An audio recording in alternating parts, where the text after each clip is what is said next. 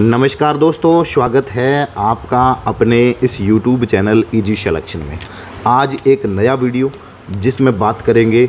अगला जो अपना टॉपिक है वो है न्यूक्लिक एसिड, जहां से सेकंड ग्रेड के अंदर बहुत अच्छे लेवल के प्रश्न पूछे जाते हैं, बहुत अच्छे प्रश्न पूछे जाते हैं। तो इसके बारे में आज अपन बात करेंगे। और इससे पहले वाले जो 6 वीडियो थे जिसमें हमने कोशिका और कोशिकांग है उनकी संरचना और उनके कार्य के बारे में बात की थी, जो रिवीजन के तौर पर आपको मैंने बताया है, जो शॉर्ट नोट से पढ़ाया है। 100% वहाँ से एग्ज़ाम के अंदर क्वेश्चन मिले हैं और आने वाले एग्ज़ाम में भी आपको देखने को मिलेंगे। आप अपना मैटर जो है उसको पढ़ने के अलावा मेरे शॉर्ट नोट्स की ये PDF है उसको भी देख सकते हो। और यहाँ से ये जो शॉर्ट नोट्स के माध्यम से जो मैं रिवीजन करवा रहा हूँ उसको भी आप वीडियो को ज़रूर देखें। 100% विश्वास है कि बहुत अच्छा कर जाओगे। आज बात करते हैं एक नया टॉपिक जिसको अपन क्या कहते हैं, न्यूक्लिक अम्ल कहते हैं या न्यूक्लिक एसिड कहते हैं। ये जो न्यूक्लिक एसिड है ये किससे मिलकर बना हुआ होता है? सबसे पहले इसमें जो जैसे काम की चीज़ है वही मैंने लिखा है, लेकिन मैं बता दूं कि ये जो न्यूक्लिक एसिड है इसके अंदर कार्बन होता है, हाइड्रोजन होता है, इसके अंदर ऑक्सीजन होता है, इसके अंदर नाइट्रोजन होता है और इसके अंदर फास्फोरस होता है। ये वाले अणु आपस में, ये वाले जो आपस में बहुलक वाले आपस में जणु अणु जुड़कर क्या बनाते हैं? न्यूक्लिक एसिड बनाते हैं। इनकी खोज, न्यूक्लिक एसिड की खोज किसने की थी? सबसे पहले किसने की थी? फ्रेडरिक मिश्र ने की थी। मवाद कोशिकाओं के अंदर की थी। किसने इसकी खोज की थी? फ्रेडरिक मिश्र ने की थी। किसने की थी? फ्रेडरिक मिश्र ने की थी। किसके अंदर की थी? मवाद कोशिकाओं के अंदर इस न्यूक्लिक एसिड की खोज की थी, न्यूक्लिक अम्ल की खोज की थी। लगभग, अब देखो यहाँ सन कभी नहीं पूछा जाता है, लेकिन आपको याद रखना है कि इस न्यूक्लिक अम्ल की खोज किसने की थी? फ्रेडरिक मिश्र ने की थी। जिसकी खोज कब की थी और किससे की थी? मवाद कोशिकाओं से की थी, जिसको पस सेल्स भी कहते हैं। मवाद कोशिका को अंग्रेजी में क्या कहते हैं? PUSCELL। ये पस सेल भी कहा जाता है, जिसको पस सेल भी कहा जाता है। और अब आगे बात करते हैं। ये जो न्यूक्लिक एसिड होते हैं ये आनुवंशिक सूचनाओं के स्थानांतरण में, आनुवंशिक सूचनाओं को एक पीढ़ी से दूसरी पीढ़ी में पहुंचाने का कार्य कौन करते हैं? ये न्यूक्लिक अम्ल कहते हैं। और प्रोटीन संश्लेषण की भी जो प्रक्रिया होती है उसके अंदर इनकी महत्वपूर्ण भूमिका होती है। प्रोटीन सिंथेसिस और आनुवंशिक सूचनाओं का जो जेनेटिक इन्फॉर्मेशंस होती है उनको पीढ़ी दर पीढ़ी, एक पीढ़ी से दूसरी पीढ़ी में पहुंचाने का कार्य भी कौन करते हैं? ये न्यूक्लिक एसिड करते हैं। उसके बाद में ये न्यूक्लिक एसिड 2 प्रकार के होते हैं। एक होता है DNA। DNA की फुल फॉर्म होती है डीऑक्सी राइबो न्यूक्लिक अम्ल, डीऑक्सी राइबो न्यूक्लिक एसिड। और दूसरा होता है ये आनुवंशिक पदार्थ की तरह कार्य करता है। दूसरा होता है राइबो न्यूक्लिक अम्ल, ये प्रोटीन संश्लेषण का कार्य करता है। राइबो न्यूक्लिक अम्ल जिसको RNA भी कहा जाता है। फिर ये जो न्यूक्लिक अम्ल होते हैं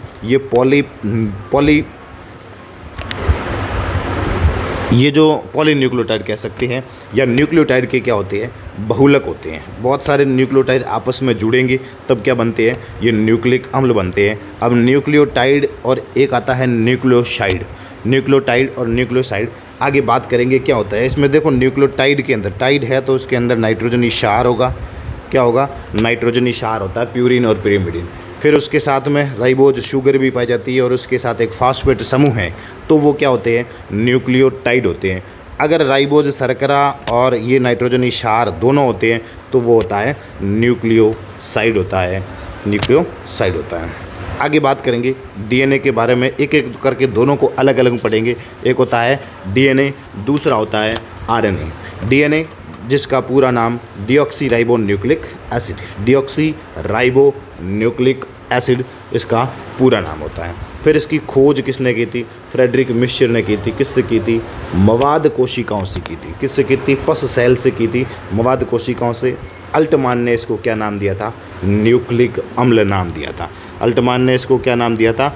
न्यूक्लिन नाम दिया था, न्यूक्लिक अम्ल नाम दिया था। और मिश्र ने उसको क्या कहा था? ये जो मिश्र था ना उस पदार्थ को क्या कहा था? न्यूक्लिन कहा था। न्यूक्लिन मिश्र ने कहा था और न्यूक्लिक अम्ल किसने कहा था? ये अल्टमान ने कहा था। फिर इसके अंदर इसका रासायनिक संगठन, इसके अंदर 3 यौगिक पाए जाते हैं। कौन कौन से 3 यौगिक होते हैं उसके आपको देखना है। उसके अंदर 3 यौगिक कौन कौन से होते हैं? एक तो पेंटोज शर्करा होती है, न्यूक्लिक एसिड डीएनए के अंदर पेंटोज शर्करा होती है, डीऑक्सीराइबोज शर्करा होती है। कौन सी होती है? डीऑक्सीराइबोज शर्करा होती है, जिसके अंदर ये पेंटोज शर्करा होती है। फिर उसके बाद में अगर बात करें, उस दूसरा होता है इसके अंदर फॉस्फेट समूह होता है। फॉस्फेट समूह फॉस्फोरिक अम्ल H3PO3 होती है, H3PO3 होती है। और इसमें अम्लीय प्रवृत्ति होती है। डीएनए की जो अम्लीय प्रवृत्ति होती है वो किसके कारण होती है? इस फॉस्फेट समूह के कारण होती है। और डीएनए में एक किरेलता पाई जाती है। डीएनए में किरेलता पाई जाती है, वो किसके कारण पाई जाती है? इस शर्करा के कारण पाई जाती है। पेंटोज शर्करा के कारण डीएनए में क्या पाई जाती है? किरेलता पाई जाती है। और तीसरा इसके अंदर जो होता है वो होता है नाइट्रोजनी क्षार होता है, प्यूरिन्स प्लस पिरिमिडिन। ये दोनों क्षार होते हैं, वो 2 प्रकार के क्षार इसके अंदर पाए जाते हैं डीएनए के अंदर, न्यूक्लिक एसिड के अंदर डीएनए के अंदर पाए जाते हैं। फिर देखो नाइट्रोजनी क्षार वापस 2 प्रकार के हो गए, एक होता है प्यूरिन और दूसरा होता है पिरिमिडिन। 2 प्रकार के नाइट्रोजनी क्षार, 2 टाइप के नाइट्रोजनी बेस होते हैं, जिसमें एक होता है प्यूरिन और दूसरा होता है पिरिमिडिन। प्यूरिन होता है, उसमें 2 वलय वाले नाइट्रोजन यौगिक होते हैं। प्यूरिन सीधा फार्मूला आपको याद नहीं रखना है कि उसके अंदर ग्वानिन का क्या होता है और एडेनिन का क्या होता है। 2 वलय वाले नाइट्रोजन यौगिक होंगे इसके अंदर प्यूरिन्स के अंदर। प्यूरिन्स भी 2 प्रकार के इसके अंदर सारा आते हैं, एक आता है एडेनिन और दूसरा आता है ग्वानिन। एडेनिन और ग्वानिन दोनों किसके अंदर आते हैं? प्यूरिन के अंदर आते हैं। पिरिमिडिन के अंदर 1 वलय वाले नाइट्रोजन यौगिक होंगे, इसके अंदर 2 आते हैं, एक आता है थायमिन और दूसरा आता है साइटोसिन। थायमिन और साइटोसिन दोनों पिरिमिडिन क्षार होते हैं। फिर बात करें आगे, तो आगे देखो जो आरएनए होता है उसमें थायमिन के स्थान पर क्या पाया जाता है? उसके थायमिन के स्थान पर यूरेसिल पाया जाता है। किसके अंदर? आरएनए के अंदर। ये डीएनए के अंदर थायमिन होता है, लेकिन आरएनए के अंदर आगे पढ़ेंगे तो उसके अंदर थायमिन न होकर थायमिन की जगह क्या पाया जाता है? यूरेसिल पाया जाता है। फिर डीएनए के अंदर प्यूरिन बराबर क्या होता है? पिरिमिडिन होता है। ये 4 गाफ का रूल कहता है। AT एडेनिन थायमिन बराबर क्या होता है? साइटोसिन गायनिन होता है। और ये 4 गाफ का जो रूल होता है वो आरएनए पर लागू नहीं होता है। किसके ऊपर लागू नहीं होता है? आरएनए पर लागू नहीं होता है। ये आपको ध्यान रखना है। अब उसके बाद में अगर बात करते हैं, इम्पोर्टेंट चीज़ जो थी वो यहाँ से आपको बता दी गई है। आगे बात करता हूँ डीएनए का। ये जो एक लाइन लिखी है ये PYQ है, कहीं से लाइन उठाई गई है, PYQ है। डीएनए का एक्सरे क्रिस्टलोग्राफी द्वारा अध्ययन किसने किया था? विल्किंस ने किया था। डीएनए का एक्सरे क्रिस्टलोग्राफी द्वारा सर्वप्रथम अध्ययन किसने किया था? विल्किंस ने किया था। किसने किया था? विल्किंस ने किया था। ये आपको याद रखना है। फिर आता है न्यूक्लियोसाइड। एक अभी ऊपर पढ़ा था कि न्यूक्लियोटाइड के अंदर क्या था? नाइट्रोजनी क्षार, उसके साथ में पेंटोज शर्करा और उसके साथ में क्या था? फॉस्फेट समूह। ये तो न्यूक्लियोटाइड के अंदर था, ये न्यूक्लियोटाइड के अंदर है। अब है न्यूक्लियोसाइड में नाइट्रोजनी क्षार होते हैं, उसके साथ पेंटोज शर्करा पाई जाती है। तो न्यूक्लियोसाइड के अंदर क्या होता है? न्यूक्लियोसाइड के अंदर एक तो नाइट्रोजनी क्षार होते हैं और उसके साथ पेंटोज शर्करा होती है। यहाँ पर फॉस्फेट समूह नहीं होता है। फॉस्फेट जो ग्रुप होता है वो इसके अंदर नहीं पाया जाता है, इसलिए ये न्यूक्लियोसाइड है। और ग्लाइकोसाइडिक, न्यूक्लियोसाइड के अंदर नाइट्रोजनी क्षार और पेंटोज शर्करा आपस में ग्लाइकोसाइडिक बॉन्ड द्वारा जुड़ी हुई रहती हैं। फिर आगे बात करते हैं न्यूक्लियोटाइड। ये न्यूक्लियोटाइड के अंदर नाइट्रोजनी क्षार, अब नाइट्रोजनी क्षार भी दोनों हैं। कौन से है? प्यूरिन है और दूसरा कौन सा है? पिरिमिडिन है। किसके अंदर? न्यूक्लियोटाइड के अंदर। फिर उसके साथ पेंटोज शर्करा हैं, जिसके कारण क्या पाई जाती है? किरेलता पाई जाती है डीएनए अणु के अंदर। और फॉस्फेट समूह, जिसके कारण इसकी प्रवृत्ति कैसी होती है? अम्लीय होती है। ये आपको याद रखना है। और इसके अंदर फॉस्फेट समूह 5वें सिरे पर 5OH समूह फास्फोडाइएस्टर बंध द्वारा डीएनए से जुड़ा हुआ रहता है। ये कौन सा समूह? फॉस्फोरस समूह होता है, फॉस्फेट समूह जो उसके साथ जुड़ा हुआ रहता है। फिर 2 न्यूक्लियोटाइड के बीच में 3 to 5 कौन सा? 3 to 5 फास्फोडाइएस्टर बंध बनता है। 2 न्यूक्लियोटाइड आपस में जुड़ेंगे तब 3 to 5 फॉस्फोडाइएस्टर बॉन्ड बनता है। ये आपको याद रखना है, बहुत बहुत इम्पोर्टेंट है। कोशिकाओं में डीएनए केंद्रक के अतिरिक्त कहाँ का पाया जाता है? माइटोकॉन्ड्रिया के अंदर होता है और हरित लवक के अंदर होता है। एक बात आपको यहाँ बता दूँ कि जो हरित लवक का डीएनए है उसको क्या कहा जाता है? प्लास्टोम कहा जाता है। हरित लवक के डीएनए को क्या कहा जाता है? प्लास्टोम कहा जाता है। और केंद्रक में तो होता है, पहले मैंने बताया था, क्या बताया था कि ऐसे कौन से कोशिकाएं हैं जिनके पास खुद का डीएनए होता है? खुद का डीएनए माइटोकॉन्ड्रिया के पास होता है, हरित लवक के पास होता है और तीसरा होता है केंद्रक। इस केंद्रक के पास होता है, तीनों के पास खुद का डीएनए होता है। तो कोशिकाओं में डीएनए केंद्रक के अलावा कहाँ होगा? माइटोकॉन्ड्रिया में होता है और हरित लवक क्लोरोप्लास्ट के अंदर होता है। ये आपको याद रखना है। फिर डीएनए डबल स्ट्रैंड युक्त होता है। इसमें कोशिकाओं का अपवाद दिया हुआ है कि डबल स्ट्रैंड के अलावा 5x174 जीवाणुभोजी और M13 जीवाणुभोजी, इनके अंदर सिंगल स्ट्रैंड डीएनए पाया जाता है। क्या पाया जाता है? सिंगल स्ट्रैंड डीएनए का पाया जाता है। और मानव डीएनए की अगुणित मात्रा, ये आपको एक सीधा सा डाटा दिया है, 3.3 × 10⁹ किलो पर बेस। ये आपको याद रखना है सीधा सा, ठीक है। यहाँ से जो क्वेश्चन बनने थे वो मैंने आपको बता दिए हैं डीएनए से। आगे बात करते हैं डीएनए की डबल मेम्ब्रेन स्ट्रक्चर, डीएनए की द्विकुंडलित संरचना। डीएनए की द्विकुंडलित संरचना किसने दी थी? सबसे पहले तो आपको ये रखना है कि डीएनए की द्विकुंडलित संरचना, हेलिकल स्ट्रक्चर जिसको कहते हैं, ये किसने दिया था? वाटसन और क्रिक ने दिया था। किसने दी थी डबल हेलिकल स्ट्रक्चर? किसने दी थी? एक वाटसन था और उसके साथ आपको याद रखना है क्रिक था। वाटसन और क्रिक ने डीएनए की द्विकुंडलित संरचना, वाटसन और क्रिक ने। तो ये जो स्ट्रक्चर है वो आपको याद रखना है। और दो घुमाव के बीच में जो दूरी होती है वो 34 एंगस्ट्रम वाला ये दिया हुआ है, इतना पूछा नहीं जाता है। फिर डीएनए पॉलीन्यूक्लियोटाइड श्रृंखला का बना होता है। डीएनए होता है वो पॉलीन्यूक्लियोटाइड श्रृंखला का बना होता है। न्यूक्लियोटाइड बता दिया था, नाइट्रोजन क्षार, पेंटोज शर्करा और फॉस्फेट समूह, ये बता दिया था।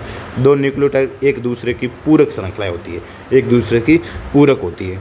फिर कुंडलन की लंबाई कितनी होती है? कुंडलन की जो लंबाई होती है, ये जो एक घुमाव होता है ना, इसकी लंबाई कितनी होती है? 34 एंगस्ट्रम होती है, 34 एंगस्ट्रम होती है। कुंडलन में क्षारकों की संख्या 10 जोड़ी होती है, उसके अंदर बेस पाए जाते हैं, क्षार पाए जाते हैं। और दो क्षारकों के बीच की दूरी कितनी होती है? 3.4 एंगस्ट्रम होती है। कितनी होती है? 3.4 एंगस्ट्रम होती है। फिर दोनों श्रृंखलाओं आपस में कौन से बॉन्ड द्वारा जुड़ी रहती है? ये इंपॉर्टेंट चीज़ें हैं जहाँ से यहाँ सत्य और असत्य से भी पूछा जा सकता है कि डीएनए के संबंध में कौन सा कथन असत्य है, तो इनमें से कोई भी कथन हो सकता है। दोनों श्रृंखलाएं आपस में हाइड्रोजन बॉन्ड द्वारा जुड़ी हुई रहती है। कौन से बॉन्ड द्वारा जुड़ी हुई रहती है? हाइड्रोजन बॉन्ड के द्वारा दोनों श्रृंखलाएं आपस में जुड़ी हुई रहती है। एडेनिन थाइमिन से गुआनिन, एडेनिन थाइमिन से डबल बॉन्ड द्वारा, और गुआनिन साइटोसिन से या साइटोसिन गुआनिन से ट्रिपल बॉन्ड द्वारा जुड़ी हुई रहती है। चारगाफ का नियम कहता है A+G बराबर C/T बराबर कितना? 1 होता है। मतलब जितनी मात्रा एडेनिन और गुआनिन की होगी उतनी ही मात्रा किसकी होगी?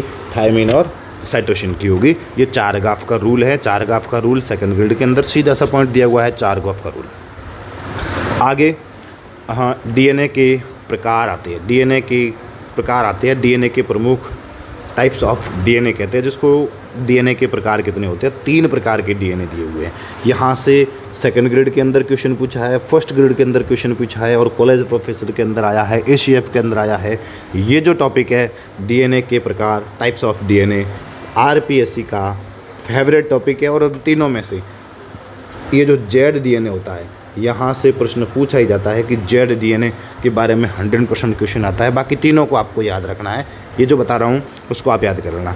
एक होता है ए डीएनए, 3 प्रकार का डीएनए होता है। एक होता है ए डीएनए, दूसरा होता है बी डीएनए, तीसरा होता है Z DNA. A DNA, B DNA, Z DNA तीनों होता है। सबसे पहले पढ़ेंगे ए डीएनए को।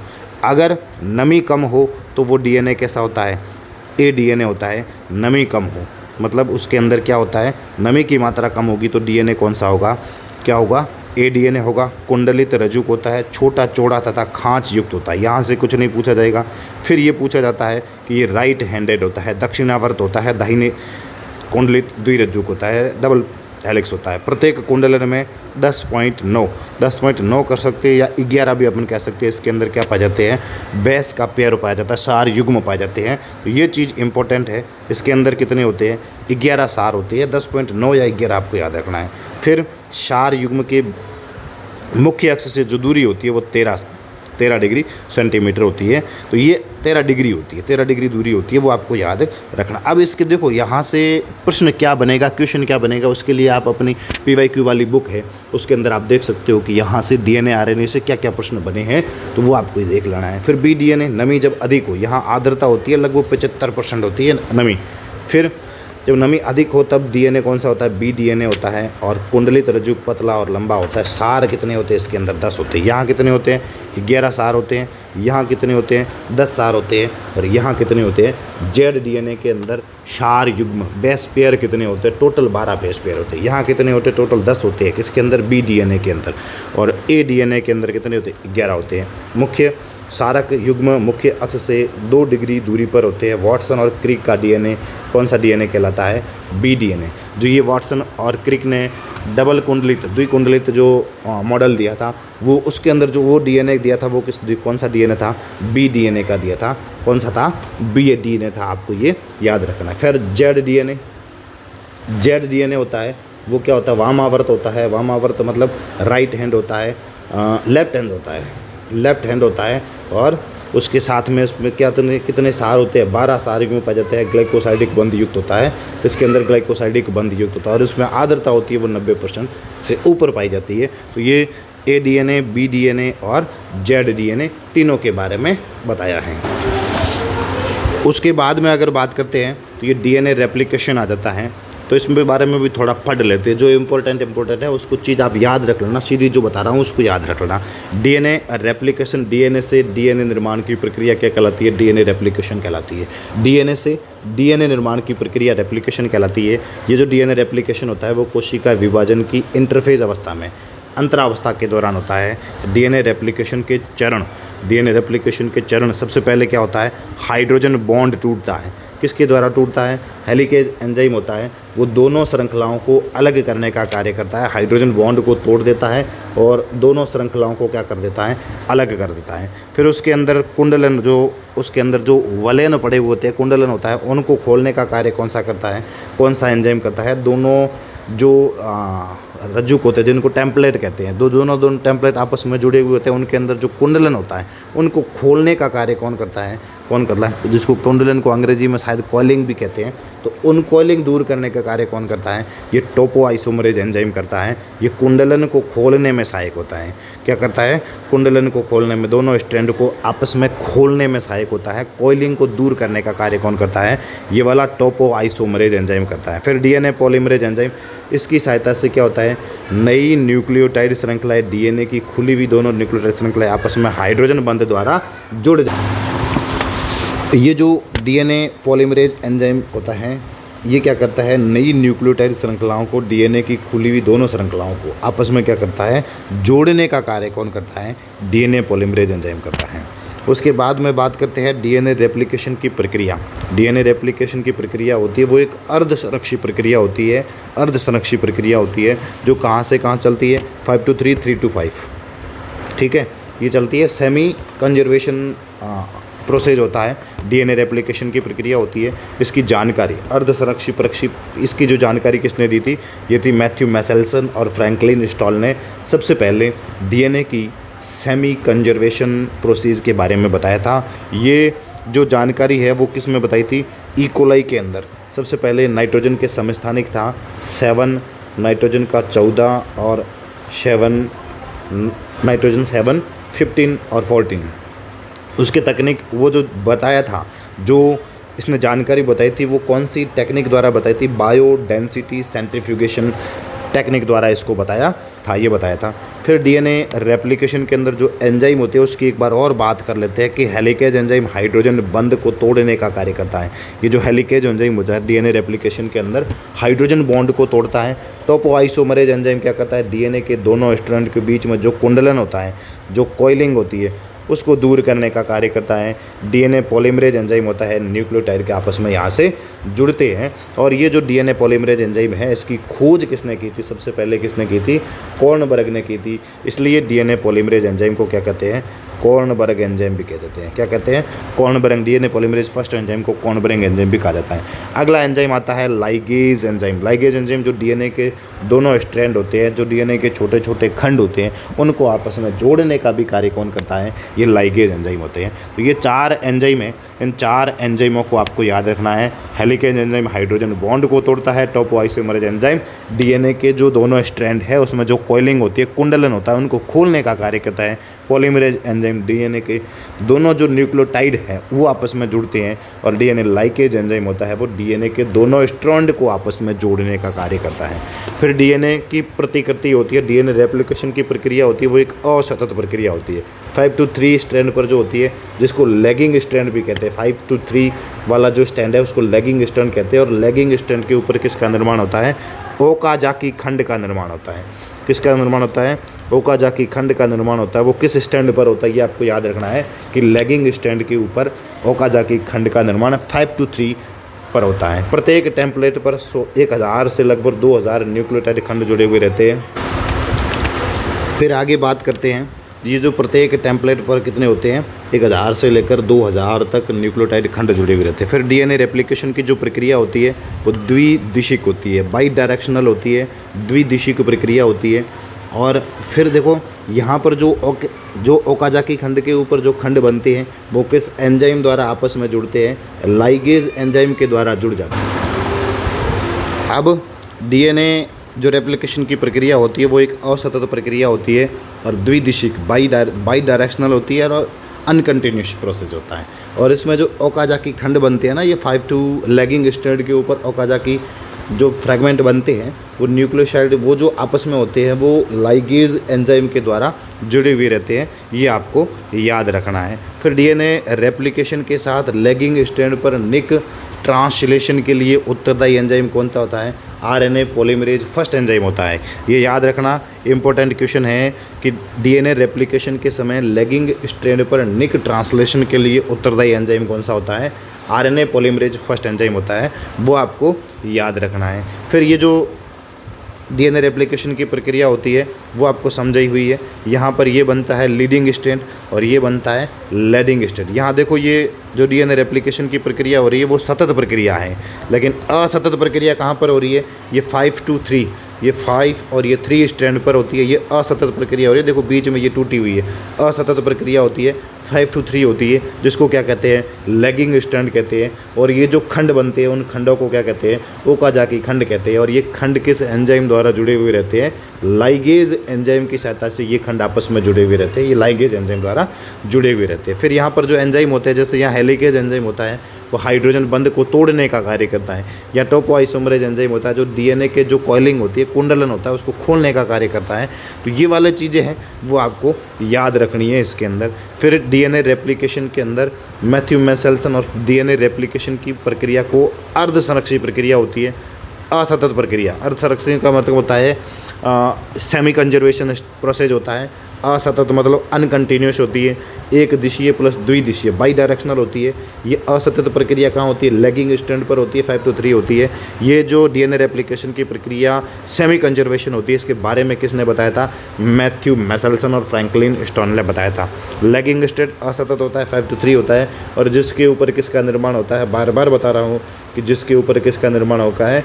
ओकाजाकी खंड का निर्माण होता है। और ये ओकाजाकी खंड है वो किस एंजाइम द्वारा आपस में जुड़े रहते हैं? लाइगेज एंजाइम की सहायता से जुड़ी रहती है, ये आपको ध्यान रखना है। फिर हेलिकेज एंजाइम हेलिक्स को खोलता है। हेलिक्स का मतलब हाइड्रोजन बॉन्ड को तोड़ने का कार्य करता है, हाइड्रोजन बॉन्ड को तोड़ना है। टोपोआइसोमरेज एंजाइम होता है, डीएनए के स्ट्रैंड को तोड़ कर क्या करता है? तनाव मुक्त करता है, उसके अंदर जो स्ट्रेस होता है ना उसको दूर करता है, कॉइलिंग को खोलता है। ये रिकॉम्बिनेशन में भाग लेता है। कौन भाग लेता है? टोपोआइसोमरेज एंजाइम होता है, वो रिकॉम्बिनेशन में भाग लेता है। फिर आता है ओकाजाकी खंड होते क्या है? डीएनए रेप्लिकेशन में डीएनए रेप्लिकेशन की प्रक्रिया के दौरान असतत खंड कौन सा होता है? लैगिंग स्ट्रैंड के ऊपर इस ओकाजाकी खंड का निर्माण होता है और इसकी खोज रेजी ओकाजाकी ने की थी। ओकाजाकी खंड की खोज किसने की थी? रेजी ओकाजाकी ने की थी। और ये खंड 5 to 3 सिरे पर लाइगेज एंजाइम के द्वारा जुड़े हुए रहते हैं, लैगिंग स्ट्रैंड पर रहती है। और ये खंड प्रतिकृति द्विशाखा से परे पश्चिमगामी स्ट्रैंड को बढ़ाने का कार्य करते हैं। एक प्रोकैरियोटिक जो भी इंपॉर्टेंट चीज़ें लिखी हुई है वो आप मैं रिवाइज कर रहा हूँ। एक प्रोकैरियोटिक कोशिका के अंदर प्लाज्मा झिल्ली, कोशिका द्रव्य, एंजाइम और कोशिका अवयव ये सभी क्या होते हैं? एब्सेंट होते हैं। केंद्रक के समान एक अंग पाया जाता है जिसको क्या कहते हैं? न्यूक्लियोइड कहते हैं। ये ऊपर चीज़ लिखी हुई थी, यहाँ आ गई है तो वापस इसको लिख रहा हूँ। आनुवंशिक पदार्थ के रूप में वर्तुल जीवाणुवीय गुणसूत्र पाया जाता है, स्पाइरल गुणसूत्र होता है, जीवाणुवीय क्रोमोसोम पाया जाता है, हिस्टोन प्रोटीन का अभाव होता है, त्रिस्तरीय होता है।